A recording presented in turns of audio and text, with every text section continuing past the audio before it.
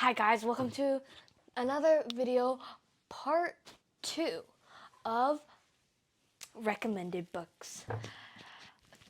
This part is about chapter books, the last part. The first one I recommend is Trouble According to Humphrey. Humphrey the hamster loves to solve problems for his classmates in room 26, but he never meant to create one. He is basically a cheeky hamster. This is a diary for a cheeky hamster from his point of view in a classroom. It's very hilarious. I read it in 3rd grade. I loved it. I think it's for all ages, though. Then, Except 1 and 2. Sure. Next is Maybe a Mermaid.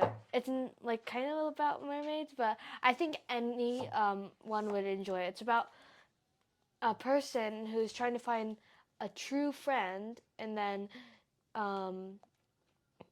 she finds a true friend. It's basically a person trying to find their true friend. Next is Frozen Charlotte and Charlotte Says. It's about a doll that wants to kill you. I would not recommend this for young readers. Warning, young readers, not for young readers. I am young, but I love this book. It's a horror based. The prequel to Frozen Charlotte is Charlotte Says. Here it is. Let's play a game. What fun it is to be monstrous. Tormented by memories of the fire that destroyed her home, Jemima flees to the remote island of Skye. But her role as an assistant mistress at Dunvegan School for Girls is far from a fresh start she so desperately needs. Then Jemima receives a box of dolls from a mystery sender, and so the games begin. Then, Frozen Charlotte. Dunvegan School for Girls has been closed for many years. Converted into a family home, the teachers and students are long gone. But they left something behind. Sophie arrives to an old schoolhouse to spend the summer with her cousins. Brooding Cameron with her scar hand, strange Lilius with her fear of bones, Piper who seems just a bit too good to be true, and then there's her other cousin.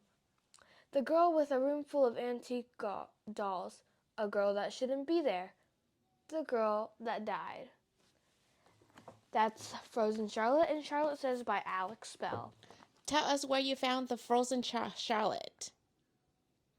How did you come about reading it? I forgot. Oh, I know. You went to Library of Congress. I found it in the Library of Congress Children's Library in the horror section. And then I bought the book. The War That Saved My Life. Ada is 10 years old and never left her one-room apartment. Her cruel mother is too humiliated by Ada's twisted foot to let her outside. So when her little brother Jamie is shipped out to London to escape the war, Ada sneaks out to join him. Ada and Jamie are forced upon Susan Smith, a woman used to having only herself to care for. At Susan's home, Ada teaches herself to ride a pony, learns to read, and watches for German spies. She even begins to trust Susan, and Susan begins to love Ada and Jamie. But in the end, will their bond be enough to hold them together through the wartime? Or will Ada and her brother fall back into the hands of their mother? The sequel of this book is called Ada, The War I Finally Won. I love this book. It's like the genre is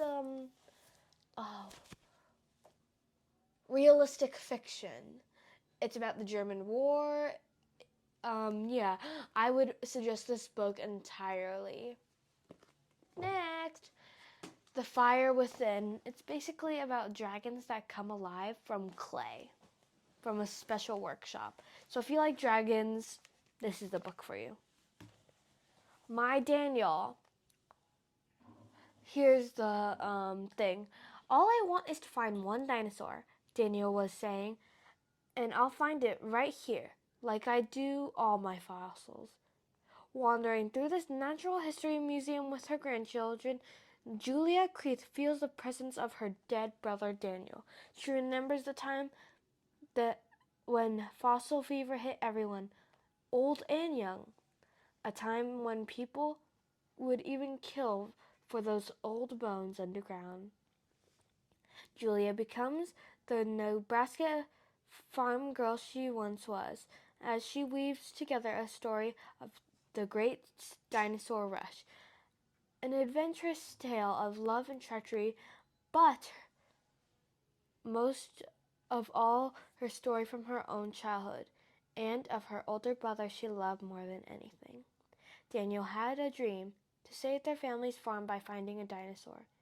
It was a dream that Julia shared, and she alone would see come true. It's a very sad story. It's realistic fiction. These, like, two of these books are already realistic fiction. Next is Ellie's story. If you have a dog, read this. Meet Ellie, a very special dog with a very important purpose. From puppyhood, Ellie has been trained as a search and rescue dog. She can track down a lost child in a forest or an injured victim all under a fallen building. She finds people, she saves them. It's what she's meant to do. But Ellie must do more. Her handlers, widowed Jacob, lonely Maya, need her too. People can be lost in many ways, and to do the job she was born to do. Ellie needs to find a way to save people she loves the best. This is I think it's let me see, realistic fiction. It's based on real life, but it's fiction. The characters are not real. Then we have the Ronald Dahl series. No, I don't have all of them. We have Matilda, the BFG, Show it, because you're just reading it. the Giant Peach. No, show it back there, but... The Giant Peach, Charlie and the Glass Elevator, and Charlie and the Chocolate Factory. This is a very popular series. It's what most kids begin with when they're starting to read. Next is my sister's favorite. It's called Cat versus Dog. Cat lover? Dog lover? This is your book. Oscar is a rowdy pooch who loves everyone, except cats. Molly is a pretty kitty who is designed for fame and fortune as an actress. When Molly and Oscar get hopelessly lost in a dangerous woods, the only way for them to survive is for the mortal enemies to work together. Yeah, not gonna happen. And then there's also Cat Loves Dog, but I don't have that one. It's my sister says it's really funny and she loves it. I have the real review because my sister's the one that recommended it, but yeah. Next is Artemis Fowl. The book's here. 12-year-old Artemis Fowl is a millionaire, a genius, and above all, a criminal mastermind. But even Artemis doesn't know what he's taken on when he kidnaps a fairy. Captain Holly Short of the Leprechaun Unit. These aren't fairies of bedtime stories. These fairies are armed and dangerous. Artemis thinks he has them right where he wants them. But then they stop playing by the rules. Stay back, human. You do not know what you're dealing with. Artemis Fowl is actually one of my favorite books. It's like it has decrypted pages in the back. It's also like if you like a mystery, this is a book for you. Oh no, too high. Then Percy Jackson. Percy Jackson. Sorry if I got the name wrong. It's basically about Greek gods. And they're making a movie of it on Disney now. I don't get to read it because I watch it because I don't have Disney Plus. Oh my god. I thought we watched it already. No. Oh. That was Artemis Fowl. Oh. Percy Jackson is just coming out. Okay. Then we have Harry Potter, the great. Everyone knows what Harry Potter is. If you haven't, you're dead to me. Just kidding. No, I'm not kidding. I'm not kidding. I'm going to find your home and make you read this. So, Harry Potter has never played a sport while flying on a broomstick. He never wore a cloak of invisibility, befriended a giant, or helped hatch a dragon. All Harry knows is a miserable life with the Dursleys, his horrible aunt and uncle, and their abominable son, Dudley. Harry's room is a tiny closet at the foot of the stairs. He hasn't had a birthday party in 11 years. But all that is about to change when a mysterious letter arrives by owl messenger. A letter with an invitation to a wonderful place he never dreamed existed.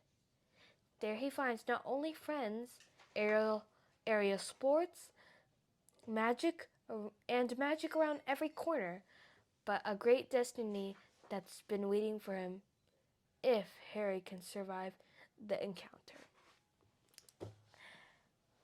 This is the first book I have, like the whole series, but I don't want to bring them all out.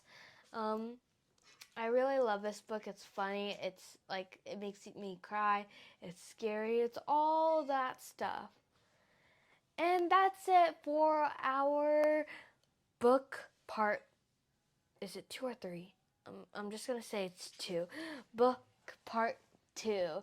Thank you for watching this far, and please like and subscribe. Have a nice day.